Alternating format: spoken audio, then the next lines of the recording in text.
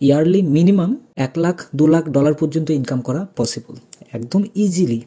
যার ফলে $200 ডিপোজিট করে 1 বছরে প্রায় 60 থেকে 70 হাজার ডলার পর্যন্ত প্রফিট হবে, একদম ফ্রিজ।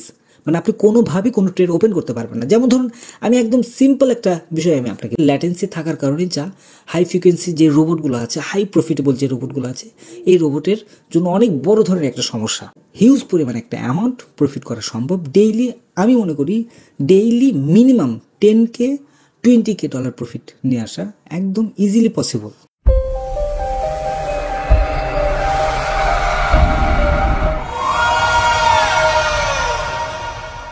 তো ফারুমার পক্ষ থেকে সবাইকে জানাই আন্তরিক শুভেচ্ছা এবং স্বাগতম।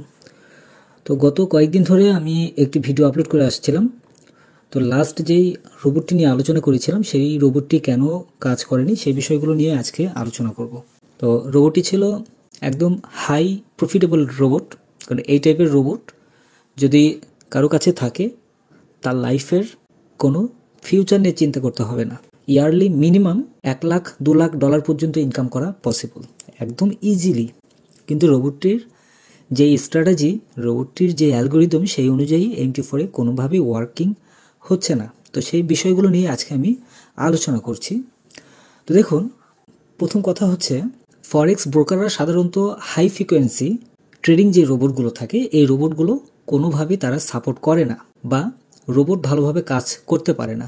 তার কয়েকটি কারণ আমি আলোচনা করছি আজকে।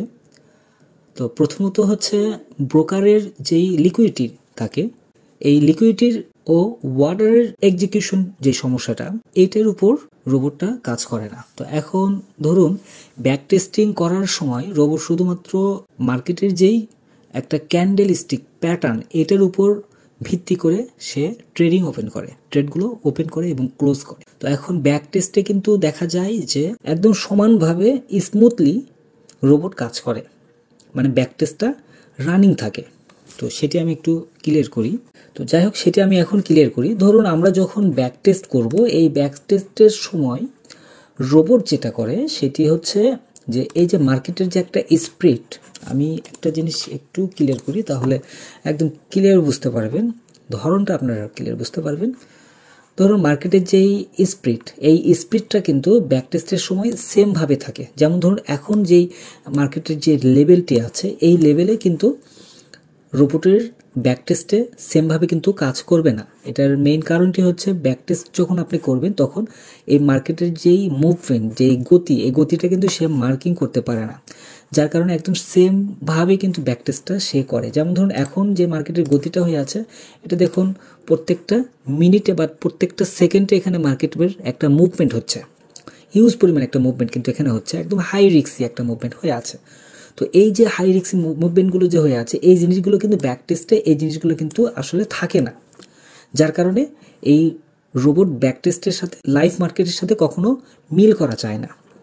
কিন্তু ক্যান্ডেলের প্যাটার্ন, স্ট্র্যাটেজি কিন্তু একদম সেম টু সেম কিন্তু হয়ে থাকে। কথায় লাইভ মার্কেটে স্প্রেড অর্থাৎ পরিবর্তন, অর্ডার এক্সিকিউশন দেরি এবং স্লিপেজ ঘটে যায়, মানে যা আপনার রোবটের, মানে আপনার এক কথায় আমাদের রোবটের যে পারফরমেন্স, এই পারফরমেন্সটা একদম নষ্ট করে দেয়। যেমন ধরুন কীরকম স্লিপ মুড, ধরুন স্লিপ মুডটা বলতে কি, এখানে এই মার্কেটে এখানে যেই মুভমেন্টটা হচ্ছে, এই মুভমেন্টটা কিন্তু এখানে হবে না। এখানে যে দেখুন কি পরিমাণ মার্কেটের একটা মুভমেন্ট হচ্ছে, তো এখানে কিন্তু এই মুভমেন্টটা কোনোভাবেই কিন্তু হবে না। তখন রোবটটা স্লিপ মোড হয়ে থাকে, রোবট তখন কোনো এন্ট্রি দিতে পারে না। তো ব্যাক টেস্টের সময় এই স্লিপ মোডটা কিন্তু তখন থাকে না, একদম ফুল ক্লিয়ারলি তখন মার্কেট চলতেই থাকে, যার কারণে ব্যাক টেস্টে ভালো একটা রেজাল্ট চলে আসে। তো এই স্লিপ মোডটা অনেক ব্রোকারই করে, আবার অনেক ব্রোকার আছে যে ব্রোকারগুলো স্লিপ মোডে যায় না, এক্সনেসও স্লিপ মোডে নিয়ে যায়। তো এই যে স্লিপ মোডে যে নিয়ে যায়, এই স্লিপ মোডে নিয়ে যাওয়ার কারণে রোবটের যে অ্যালগোরিদম, এই অ্যালগোরিদমটাকে চেঞ্জ করে ফেলে দেয়। তখন রিয়েল মার্কেটে এসে এই প্রবলেমগুলো ফেস করতে হয়।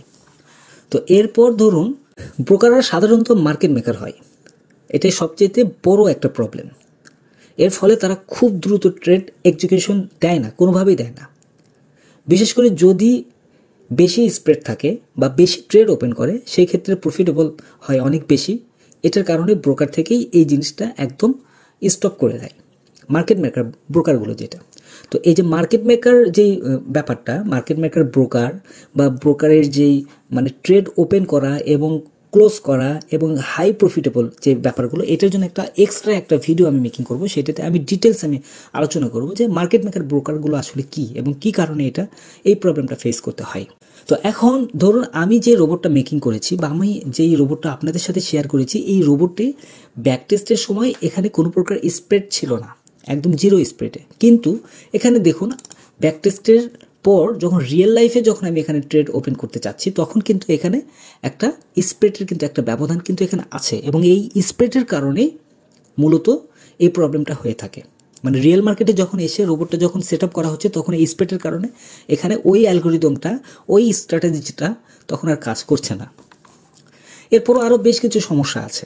যেমন ধরুন বেশিরভাগ ব্রোকার হাই ফ্রিকোয়েন্সি ট্রেডিং বা স্ক্যাল্পিং রোবটের বিরুদ্ধে কিছু লিমিট সেট করে দেওয়া থাকে।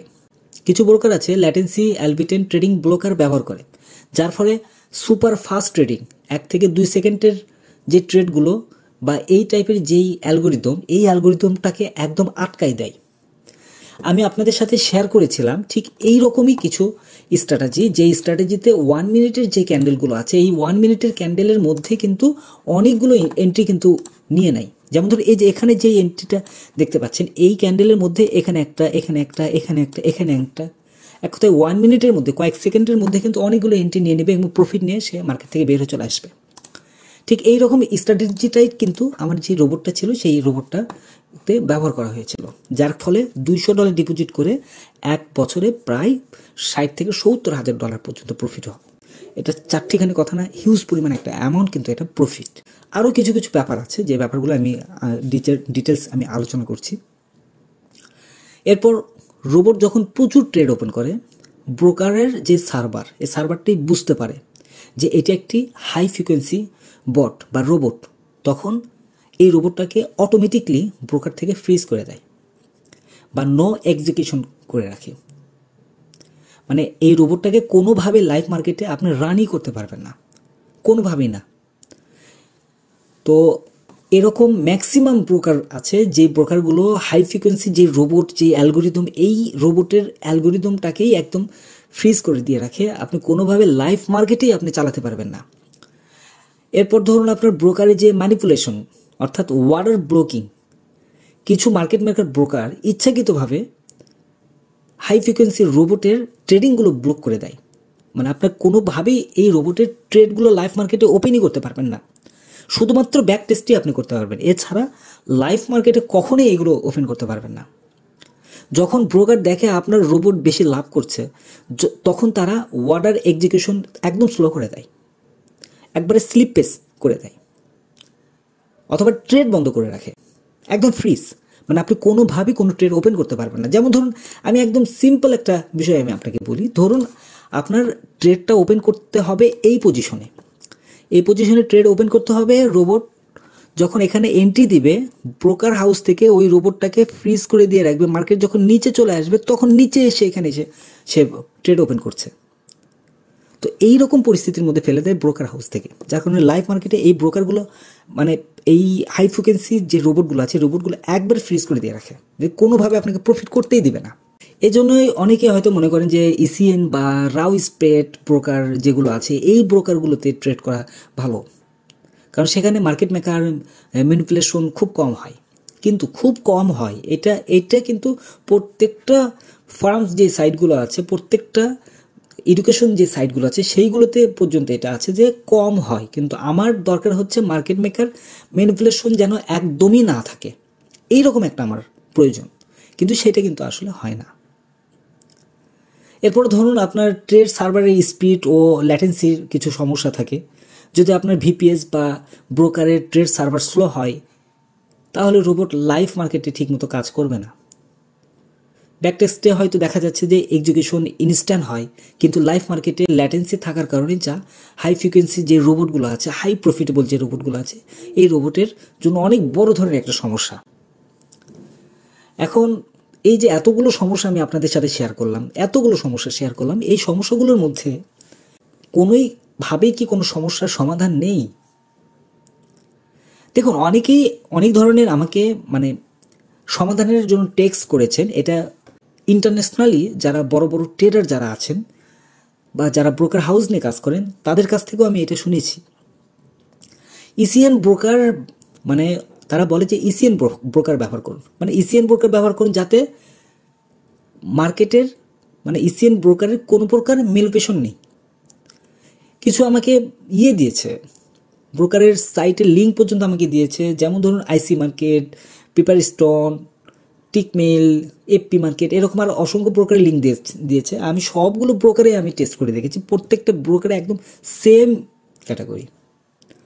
অনেকে বলে হচ্ছে আপনার কি বলে এই কম লেটেন্সি জন্য ভিপিএস ব্যবহার করতে বলে, যেমন এই যে বেশ কিছু ভিপিএসের ওয়েবসাইটগুলো আছে সেগুলো দিয়ে বলে। তো সেই ওয়েবসাইট ভিপিএসের সাবজেক্টটা পড়ে আমি ভিপিএসটা কেন ব্যবহার করতে যাব? আমার নিজের যদি ডিভাইস থাকে তাহলে তো ভিপিএস ব্যবহার করার কোনো প্রশ্নই আসে না।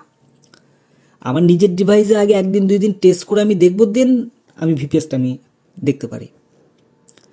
আমি যেই ইন্টারনেট ব্যবহার করছি সেই ইন্টারনেট 50 থেকে 80 এমবিপিএস স্পিড, এর বেশি কিন্তু আসলে ফরেক্স ট্রেডিংয়ের জন্য লাগে না।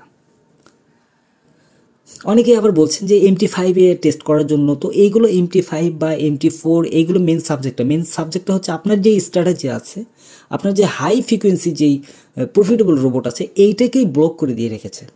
তো এই হচ্ছে ব্যাপার। তো আরও বেশ কিছু ব্যাপার আছে যেগুলোতে ব্রোকার হাউস কোনোভাবেই সাপোর্ট করে না, যার কারণে আমরা এই হাই ফ্রিকোয়েন্সি যে রোবটটি, এই রোবটটি আমরা কোনো ব্রোকারে আমরা অ্যাড করতে পারবো না। যদি সরাসরি MT4 এর সাথে যদি কানেক্টেড হওয়া যায় সেই ক্ষেত্রে হাই ফ্রিকোয়েন্সি রোবট তখন হয়তো ব্যবহার করা যেতে পারে, কিন্তু MT4 এর সাথে কানেক্টেড হইতে গেলে অনেক অর্থের দরকার এবং অনেক নিয়মকানুনের প্রয়োজন, অনেক ডকুমেন্টের প্রয়োজন।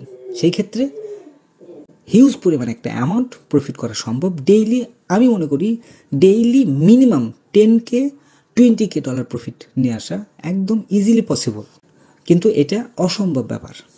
তো এই হয়েছে ব্যাপার। তো যাই হোক, আমি হাই ফ্রিকোয়েন্সি রোবট নিয়ে কেন কাজ করে না ব্রোকার হাউস থেকে সেটি নিয়ে আমি আজকে আলোচনা করলাম। কিছুটা হলেও হয়তো আপনাদের আইডিয়া এসেছে, কিছুটা হলেও হয়তো আপনারা বুঝতে পেরেছেন এই রোবটগুলো কেন কাজ করেন না। আর সবচেয়ে বড় ব্যাপার হচ্ছে যে high frequency robot market maker যে ব্রোকারগুলো আছে এই ব্রোকারগুলোতে যদি আপনি চালান সেই ক্ষেত্রে আপনার শিওরলি আপনাকে ব্রোকার হাউস থেকে আপনাকে ব্লক করে দেওয়া হবে। এটা কোনোভাবেই আপনি এই রোবটগুলো আপনি চালাতে পারবেন না। তো ধন্যবাদ সবাইকে ফরেক্স বাংলার সঙ্গে থাকার জন্য। যদি ভিডিওটি আপনাদের কোনো উপকারে এসে থাকে অবশ্যই কমেন্টের মধ্যে জানাবেন, আর টেলিগ্রাম চ্যানেলে জয়েন করতে ভুলবেন না। আজকের মতো এই পর্যন্ত, ধন্যবাদ।